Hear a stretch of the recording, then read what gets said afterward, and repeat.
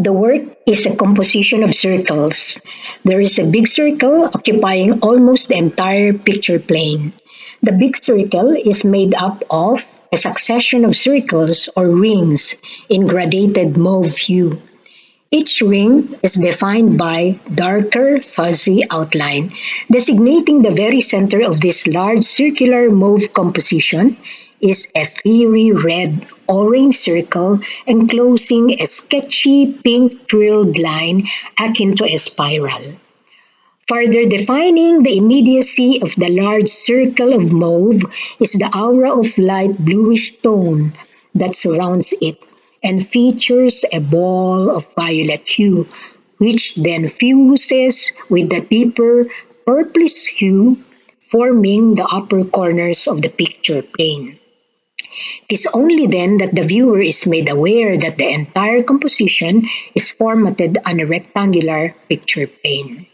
Scattered along the groove of the large circle of mauve are smaller circular forms in varying sizes and values of black, some fuzzy and some of deeper tones. And so what do we make out of this untitled work produced in 1976 by Nena Saguil? Who was she? According to Art Philippines, edited by 𝘗𝘩𝘪𝘭𝘪𝘱𝘱𝘪𝘁 and 𝘍𝘢𝘆, Nena Saguil, the artist, was a member of the neo-realist group.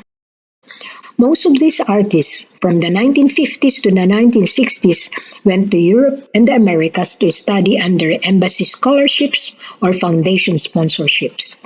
Yearning to learn about new art trends in the West, Saguil went to Europe and America on her own funds.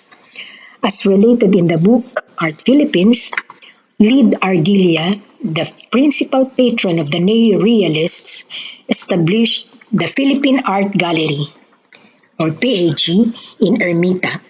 PAG served as the meeting place as well as the exhibit venue for art productions by neo-realists that included abstract art productions. As articulated by 𝘕𝘢𝘪𝘭𝘪𝘭, the sole concern and subject of the neo-realists was not the depiction of reality of objects and subject matter, but the relationships of the elements that make up the work. Applying the above principle and sole subject concern of relationships in Saguil's untitled work, we see multitude of relationships. Number one, that of a center and a periphery. Number two, of small-sized circles and large ones. Number three, of circles hugging the very central orange disk and those at the very outer rim, while one large circle is set precipitously outside the swirling mauve disk at the upper edge of the rectangular picture plane. Tones range from fuzzy violets to purplish gray and deep mauves to lighter pinkish tones. Some relationships are agreeable, others create tension.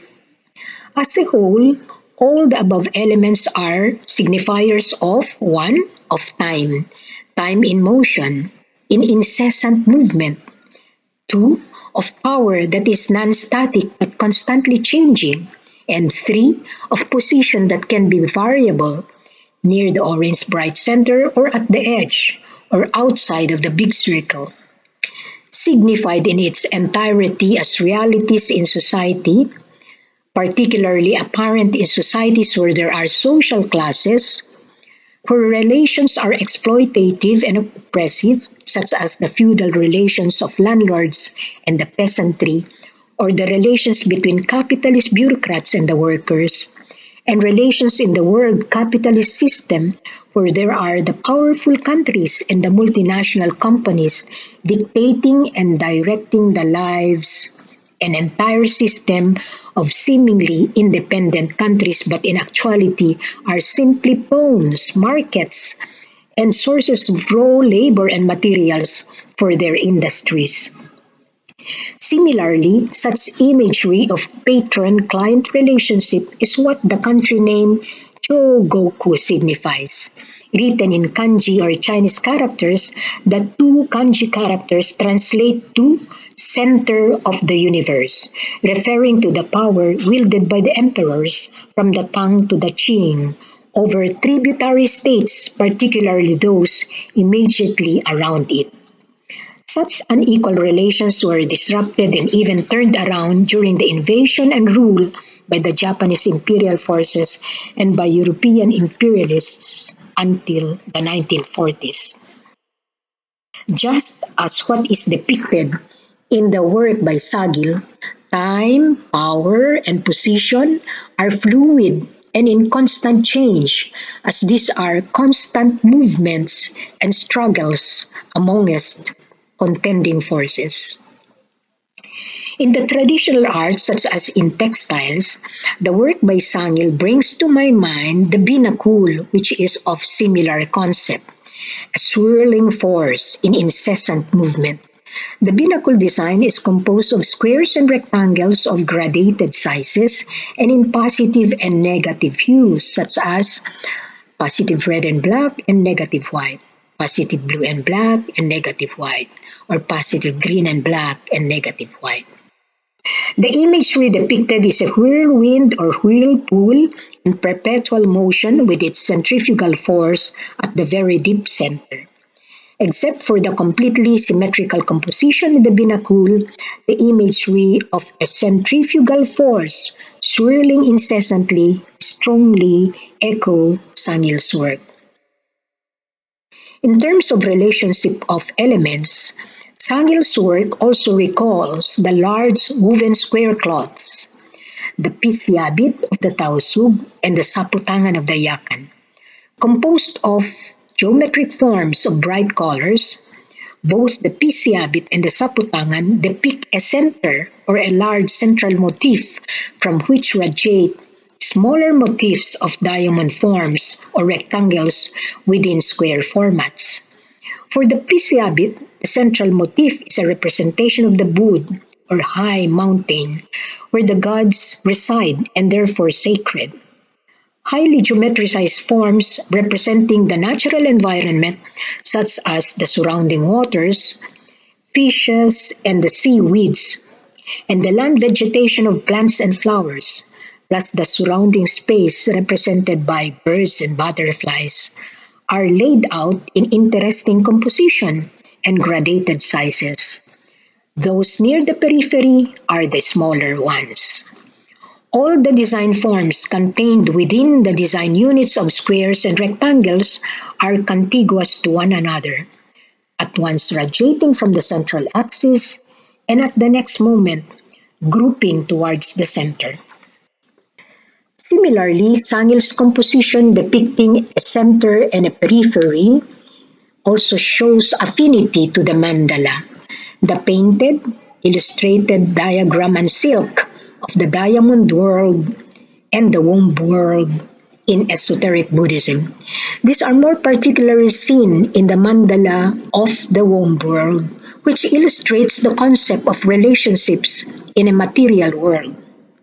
At the very center of the square ground is the Dainichi Buddha, which is the supreme god of light, the sun god. The central figure is surrounded by secondary saints or figures, and as one goes out of the center and towards the periphery of the square formatted illustration, the figures become smaller in size and hues diminish in tonal value. The one at the very center is the biggest and the brightest, while those at the periphery are tiny and dimly depicted. The womb world mandala attracted much devotion from the aristocrats of the Heian period. The aristocrats identified themselves with the figures directly or near the vicinity of the central figure, which is the Dainichi Buddha, the god of the shining light, the sun god, equated to the emperor, who is believed the direct descendant of the sun god. Both in terms of design concept and in the express representation of power at the center and the main pivotal force, and its diminished force at the periphery, the mandala resonates in the Untitled work by Saguil. We can also relate this work by Nena Saguil to the architectural design and layout of the Temple of Heaven, which was constructed during the Ming Dynasty and completed in 1420 during the reign of Emperor 𝘗𝘭𝘪. It features a circular mound of white stone set on the very center of a perfect square that is elevated on a three-tiered grid. The round flat stone representing the heart of heaven is where the emperor prayed for assistance from heaven for good governance of the mortal world. Another structure known as the Hall of Prayer for Good Harvest is set on a perfect square and approached from all four sides on three-tiered pathway. On the very center of the triple-roofed pagoda structure is where the ritual prayers for bounty and harvest are enacted by the emperor. The ground plan, layout, and structures, which represent the Chinese pursuit of harmony between heaven and mortals, are echoed with more agitation and vibrancy in Saguil's multi-groove circular composition, where dots of varying sizes and tones spin incessantly around the fiery orange circle at the center, the central source of energy. Reverence to the gods is also expressed in the 8th century Hindu-Buddhist architecture plan and layout of the 𝘕𝘢𝘪𝘏𝑜𝘪. Similarly set on a square ground format and approach from four cardinal directions, the central structure is elevated on three tiers where smaller stupa groupings are arranged. This principle in temple layout and structure, where the most sacred structure is placed at the center and on the highest elevation, can be gleaned in the temples in Myanmar and Cambodia as well.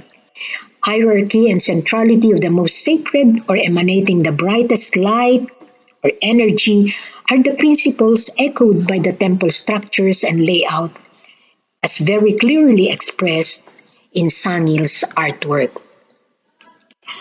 Honestly, when I first had a glance at this work by Nena Saguil with the fiery hued center and circular black marks scattered along the grooved rings, I saw it as a target shooting board. And almost instantaneously my mind streaked through memory lane, recalling the narrative of a former professor who was apprehended and detained in the mid-70s. He went through torture. Several times he was brought to a target shooting area and was made to stand before a target shooting board, his head there directly fronting the board. And then the shooting would begin, every second and every shot, making a zipping sound as a bullet ripped through the air and made a sharp sound as it went through it. All these were torturous to him. Intentionally or not, he was not being hit at all and the bullets could be just blank ones. Yet, even decades after, when the professor recalled those harrowing periods in detention, we could see profuse perspiration rolling down his face. It was harrowing for us listeners and much more torturous for him to even recall those years.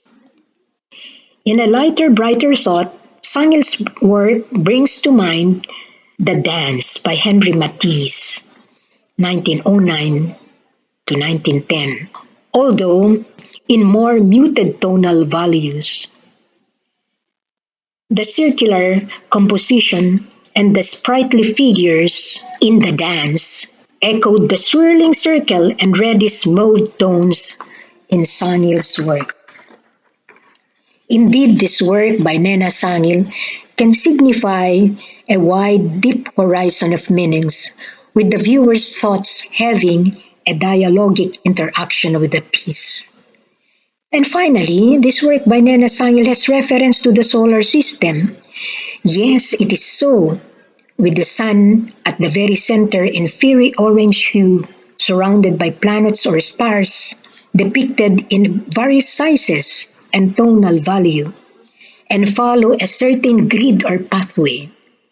Indeed, this is realism in this untitled work by Nena Saguil.